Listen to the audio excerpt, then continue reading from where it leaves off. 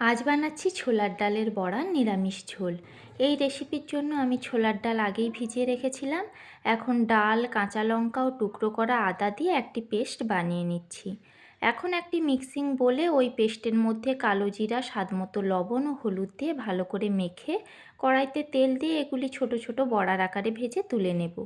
এরপর ওই তেলে লবণ ও হলুদ মাখানো কিছু আলুও ভেজে তুলে নিচ্ছি। এখন কড়াইতে সরিষার তেল গরম হলে তেজপাতা, শুকনো লঙ্কা ও থেঁতো করা গরম মশলা ফোড়ন দিয়ে দিচ্ছি টমেটো কুচি ও লবণ।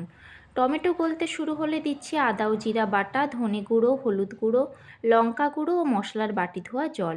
সমস্ত মশলা ভালো করে কষানো হলে দিচ্ছি ভেজে রাখা আলু, পরিমাণ মতো গরম জল, স্বাদ মতো লবণ ও চিনি। ঝোল ফুটলে আলু সেদ্ধ হলে দিচ্ছি ভেজে রাখা বড়া।